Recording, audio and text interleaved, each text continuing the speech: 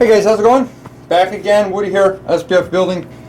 Thanks for the support, appreciate it like you never knew. Alright, listen, this is kind of a silly one, just like the other. I got a couple other silly videos, but I do a lot of timing chain covers, a lot of oil pans. You may not, but just for something to throw in your toolbox down the road, especially if you work on small block Fords, and especially if you work on any small block Fords, early blocks that do not have the timing chain cover, that do not have the timing chain cover dowels, okay? So now you know all the late model stuff has two dowels that are put in the block to center this, to center the cover. Now in the early blocks, the problem that we obviously see is that there is your bolts, when you tighten down the bolts, okay, that's what's going to center the cover.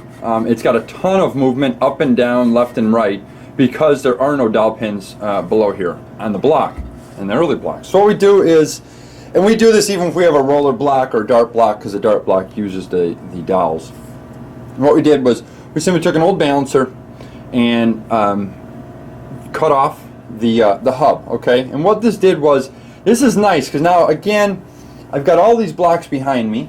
None of them work for this video, because they're either bare or they already have a balancer and timing cover and everything on them. Pretend there's a crankshaft in here, okay?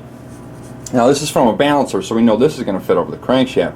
But what we're going to use this for is we put the cover on loosely, okay? Then the crank snout's obviously sticking through here, but then we put this on there, and then what we'll do is we're looking at the seal. Now the seal's two parts, okay?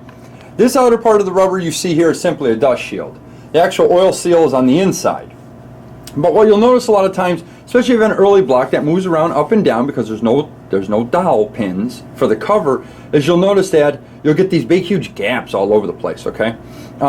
So what I did was we simply cut this off of a balancer. And what's nice is you can use the balancer to center your cover too, but it's a little bit harder to see when you have a big 6.5 inch balancer right in front of you. It's hard to see up behind here. So this is much nicer. You slip it right on there, and then you can tell, let's pretend your cover looks like this, okay?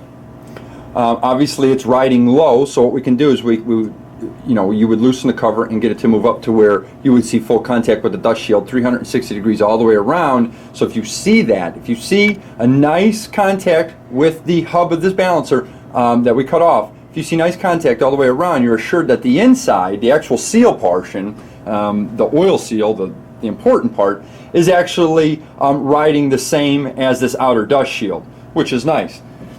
But I'm telling you, I've taken apart many, and you'll notice over here, it's a big gap over here because the cover's moved over.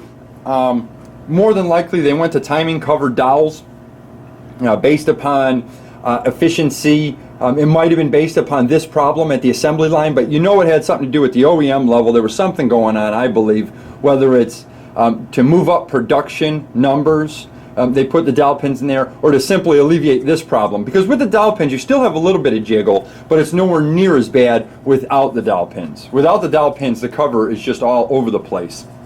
So this is a nice little thing that you just cut it, especially if you have an old junk balancer. Any 289, 302, 351 balancer, cut it off flush with the back side of the balancer. I'd throw it in a toolbox, and then the next time you need it, a oil pan gasket, if you're doing anything, that small block Ford, just so you can get that timing cover lined up and in the correct position.